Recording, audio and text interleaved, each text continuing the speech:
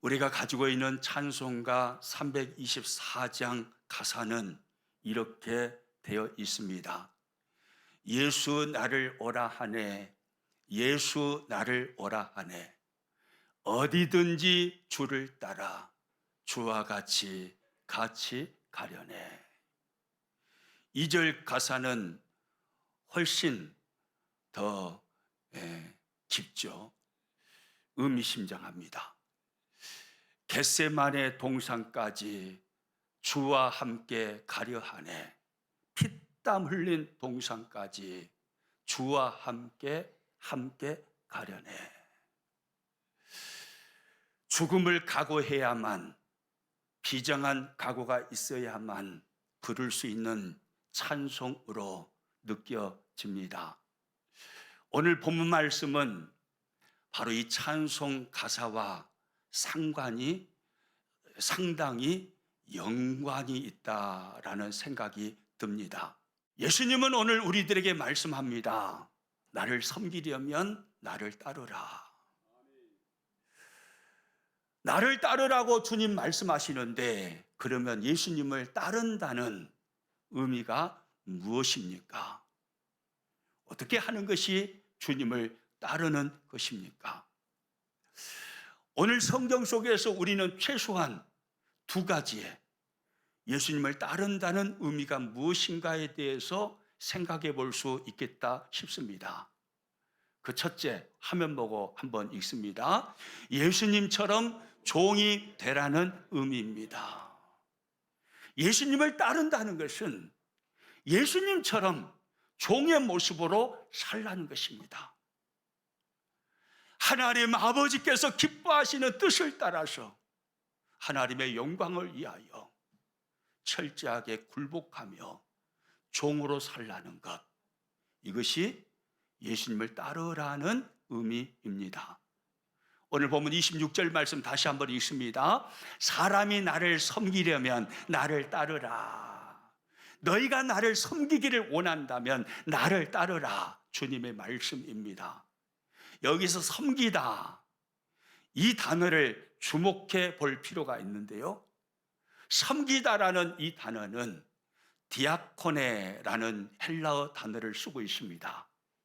무슨 의미냐면 집사가 되다라는 의미입니다.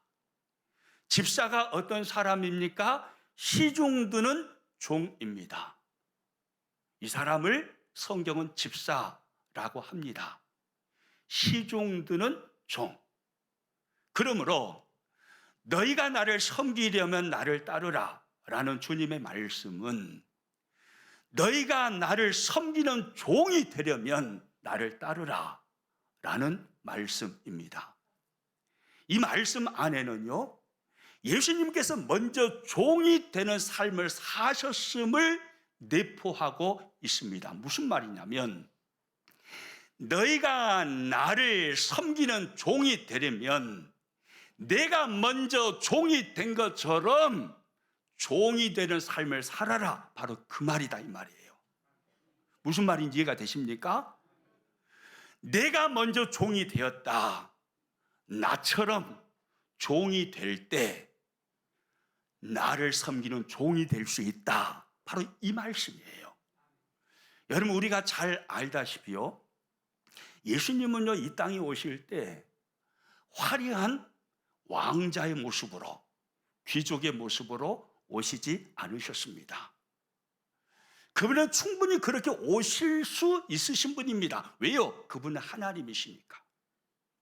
어느 누구도 흉내내지 못할 정도로 가장 화려한 모습으로, 영광스러운 모습으로 그분은 오실 수 있으십니다. 왜요? 하나님이시니까. 그런데 하나님이신 그분이 하늘의 영광의 보좌를 다 버리시고 낮고 천한 사람의 모습을 입고 이 땅에 오셨는데, 가장 낮은 모습으로 겸손히 어린 나귀를 타고 이 땅에 오셨습니다. 예수님은 종의 모습으로 이 땅에 찾아오신 것입니다. 여러분, 왜 예수님이 하늘의 영광의 보좌를 버리시고 사람이 되어 종의 모습으로 찾아오셨습니까? 바로 오늘 우리를 죄악 가운데서 건지시고 구원하셔서 하나님의 거룩한 백성을 삼으시고 천국 백성을 삼으시기 위해서 종의 모습으로 오신 줄로 믿습니다. 예수님이 이 땅에 33년을 사시는 동안에 단 한 번도 하나님의 말씀을 거역하신 적이 없습니다. 33년 긴 세월 동안 단 한 번도 하나님의 마음을 소원하게 해드린 적이 없습니다. 예수님은 철저하게 성부 하나님 앞에 순종하는 종의 삶을 주님은 사셨습니다. 복음서를 읽어보시면 예수님께서 곳곳에서 당신의 삶을 종의 삶으로 표현하는 것을 우리는 보게 됩니다. 대표적으로 한 구절만 확인해 볼까요? 누가복음 22장 27절 말씀 같이 읽습니다. 앉아서 먹는 자가 크냐 섬기는 자가 크냐? 앉아서 먹는 자가 아니냐? 그러나 나는 섬기는 자로 너희 중에 있노라. 할렐루야. 그러나 나는 따라서 합니다. 섬기는 자로 너희 중에 있노라. 예수님은 시종일관 이 땅에 사는 내내 섬기는 삶을, 종의 삶을 사셨다 이 말입니다. 예수님은 철저하게 종의 삶을 사신 것입니다. 오늘 본문에도 예수님이 하나님 앞에 철저하게 자신을 굴복시키고 성부 하나님 앞에 종의 모습으로 등장하는 것을 우리는 보게 됩니다. 오늘 본문 27절 말씀 같이 읽어봅니다. 지금 내 마음이 괴로우니 무슨 말을 하리요?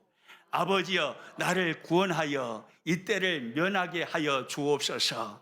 그러나 내가 이를 위하여 이때에 왔나이다.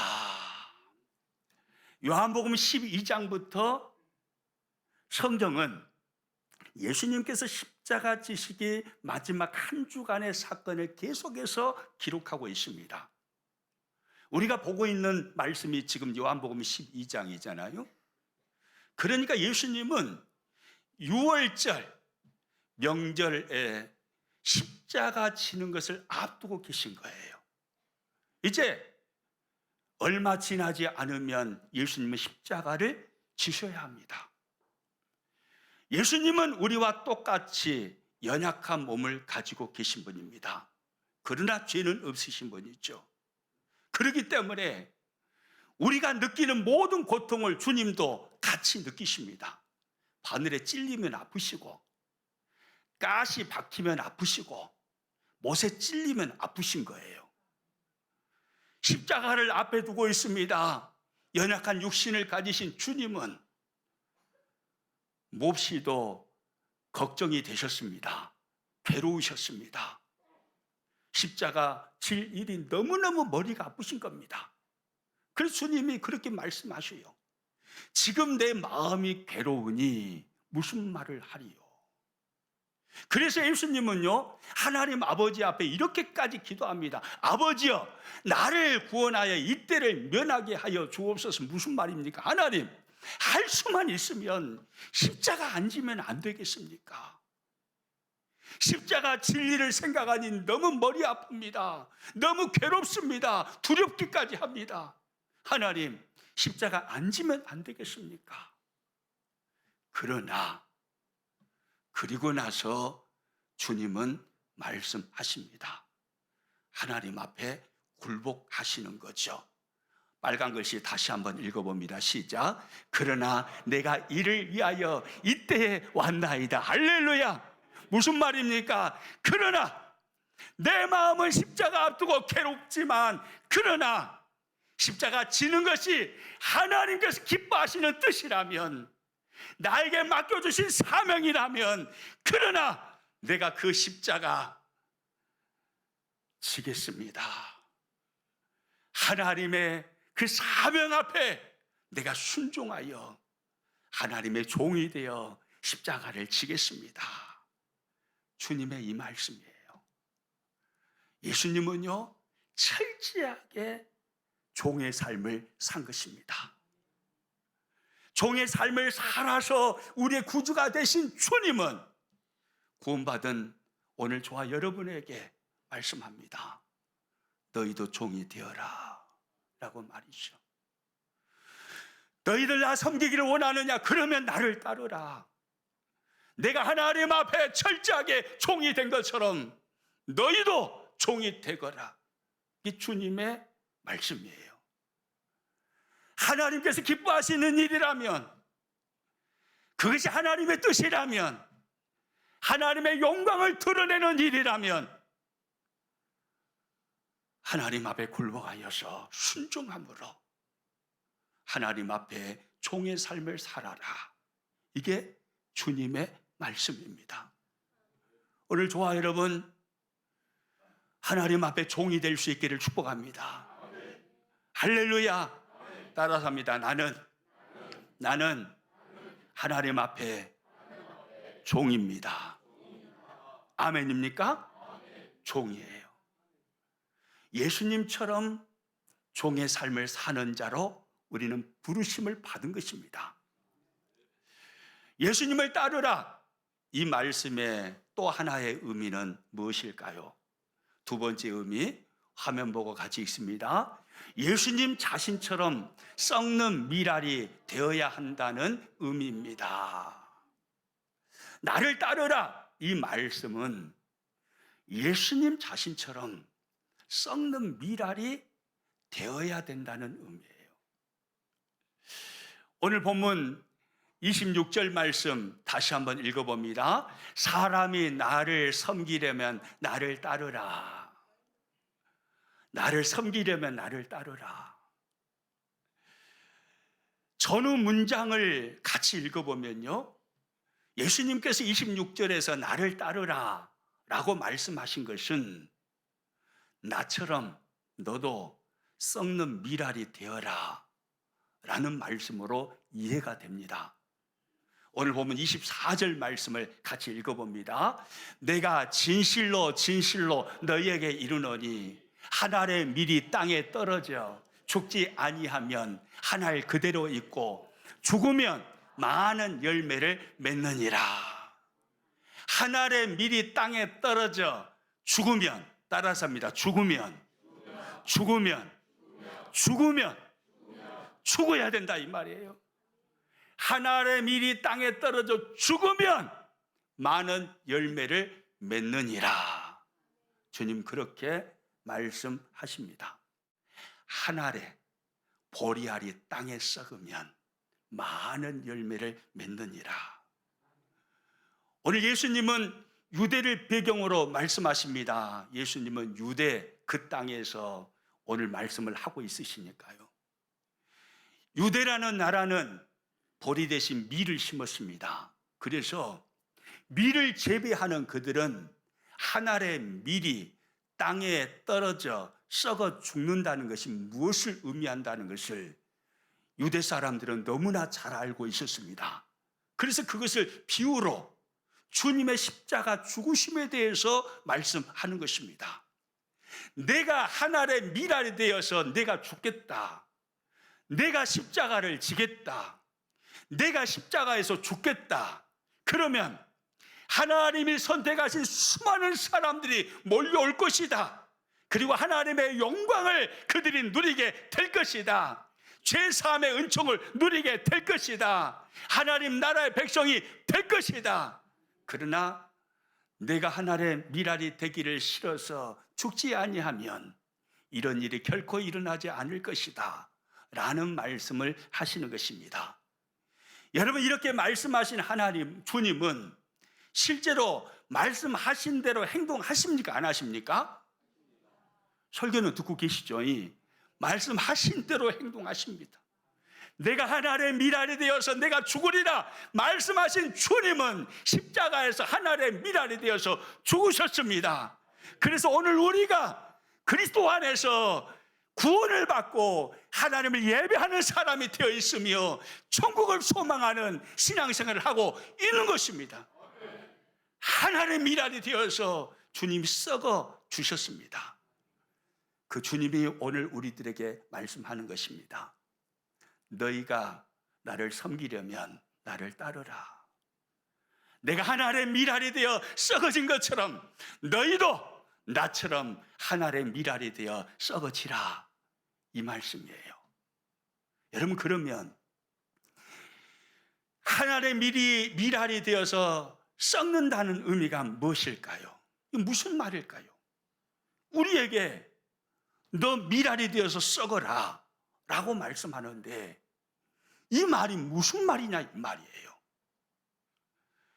그 다음 구절인 25절을 보면 그 말씀이 무슨 의미인지 정확하게 이해할 수 있어요. 25절 말씀 같이 읽습니다.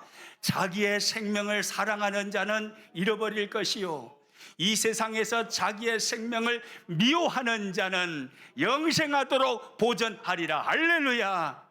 하늘의 밀알이 되어서 썩으라는 말은, 죽으라는 말은 이 세상에서 자기의 생명을 미워하는 자다, 이 말이에요.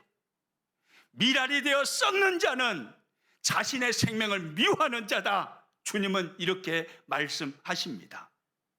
자신의 생명을 미워하는 자가 밀알처럼 썩는 자다, 이 말이에요. 여러분, 이 말씀 중에 생명이라는 이 단어를 우리가 주목해서 볼 필요가 있습니다. 이 생명이라는 이 단어 언어로 보니까 푸시케라는 단어인데 무슨 의미냐면 목숨, 자아, 뜻, 의지, 소원이라는 의미입니다. 우리는 생명 그러면 목숨으로만 흔히 생각하죠. 그 의미만 있는 것이 아닙니다. 자아, 뜻, 의지, 소원이라는 의미를 가지고 있습니다. 그러므로 이게 무슨 말이냐면 썩는 밀알이 되라는 것은 자신의 자아를 미워하고 부인하라, 이 말이에요. 자신의 뜻을 미워하고 부인하라, 이 말입니다. 목숨만이 아니에요. 자신의 의지 부인하고 미워하라, 이 말입니다. 하나님의 뜻과 반대된다면 그것이 무엇이든 간에 자신의 소원, 그것을 미워하고 부인하라, 이 말입니다. 썩는 밀알이 되라는 것은 내 뜻과 내 의지와 내 소원, 나의 욕망, 그 모든 것을 부인하는 것을 이야기하는 것입니다. 미워하는 것을 이야기하는 거예요. 여러분, 이것을요, 예수님은요, 마태복음 16장 24절에서 자기를 부인하는 것이라고 설명을 하십니다. 마태복음 16장 24절 같이 읽어봅니다. 이에 예수께서 제자들에게 이르시되 나를 따라오려거든 자기를 부인하고 자기 십자가를 지고 나를 따를 것이니라. 할렐루야. 누구든지 나를 따라오는 제자가 되려거든 썩는 밀알이 되어라. 자기를 부인해야 돼. 자신의 뜻 부인하고 의지 부인하고 소원 부인하고 자신의 욕망 부인하고 하나님의 뜻과 반대되는 모든 것을 내려놓고 그것을 미워하면서 주님을 따르는 것, 이것이 썩는 밀알이 되는 것입니다. 오늘 저와 여러분을 주님은 썩는 밀알 되라고 부르셨습니다. 자신의 욕망과 자신의 소원과 자신의 의지와 자신의 뜻을 미워하고 부인하면서 철저하게 주님의 뜻에 굴복하며 십자가 짊어지고 주님을 따르는 삶을 살아가라고 주님은 우리를 부르신 것입니다. 여러분, 제자가 누구입니까? 어떤 사람이 제자일까요? 예수님은 나의 왕이십니다. 예수님은 나의 주가 되십니다. 예수님은 나의 통치자이십니다. 예수님은 나를 다스리시는 이이십니다. 그렇게 고백할 뿐만 아니라 철저하게 주님을 따르는 자입니다. 자기를 부인하고 자기 십자가 짊어지고 하늘에 썩는 밀알이 되어서 주님을 따르는 자, 철저하게 하나님의 뜻에 자신을 굴복하며 하나님의 종의 모습으로 살아가는 자, 이 사람이 주님이 찾으시는 제자다, 이 말이에요. 오늘 우리가 이런 제자 되기를 원합니다. 우리의 신앙생활이요, 한 단계 업그레이드 됐으면 좋겠어요. 물론 이런 설교 안 해도 다 그렇게 신앙생활을 하고 계시겠지만 우리의 신앙생활이 주시옵소서 주시옵소서, 물론 중요합니다. 하나님이 은혜 주셔야 살지요. 그러나 여기서 뛰어넘어서 주시옵소서, 여기서 한 단계 뛰어넘어서 주님이 나를 어느 자리에 놓아두신다 할지라도 그 자리가 고단하고 힘들고 괴롭고 십자가 지는 자리고 가난한 자리고 병든 자리고 어떤 자리라 할지라도 주님 그 자리에서 감사하며 주님을 섬기며 주님을 따르겠습니다. 철저하게 나를 부인하면서 하나님의 미랄이 썩는 미랄이 되어 하나님의 선한 뜻에 나를 굴복하는 종의 모습으로 주님을 따르겠습니다. 우리의 신앙이요 이렇게 자랐으면 좋겠어요. 할렐루야. 여러분 이렇게 살면요, 이렇게 주님을 따르는 자를 향해서 주님이 얼마나 놀라운 약속을 하고 계신가 봐보세요. 오늘 보면 26절에 주님이 이런 말씀을 하셔요. 같이 한번 읽어봅니다. 사람이 나를 섬기려면 나를 따르라. 나 있는 곳에 나를 섬기는 자도 거기 있으리니 사람이 나를 섬기면 내 아버지께서 그를 귀히 여기시리라. 할렐루야. 주님을 섬기며 주님을 따르는 자, 철저하게 썩는 미랄이 되어서 자기를 부인하고 십자가 짊어지면서 하나님의 선한 뜻에 자신을 굴복시켜 종의 모습으로 살아가는 자, 이 사람을 향해서 주님은 두 가지를 약속하십니다. 첫째, 따라서 합니다. 나 있는 곳에 나를 섬기는 자도 거기 있으리니. 아멘입니까? 나 있는 곳에 그도 있을 것이다. 무슨 말입니까? 예수님이 계시는 천국에, 영원한 그 영광의 그 나라에서 영원토록 세세무궁토록 주님과 함께 왕노릇하게 될 것이다, 이 말입니다. 할렐루야. 여러분 신나지 않습니까? 주님과 함께 영원한 그 나라에서, 시간이 제한이 없습니다. 영원한 그 나라에서 영원토록 주님과 함께 세세무궁토록 왕노릇하게 할 것이다. 여러분 이 신난 말씀이 주님을 따르는 제자 되는 자에게 약속하신 주님의 말씀인 거예요. 그리고 두 번째 뭘 약속하십니까? 따라서 합니다. 내 아버지께서 그를 귀히 여기시리라. 아멘입니까? 내 아버지께서 그를 귀히 여기시리라.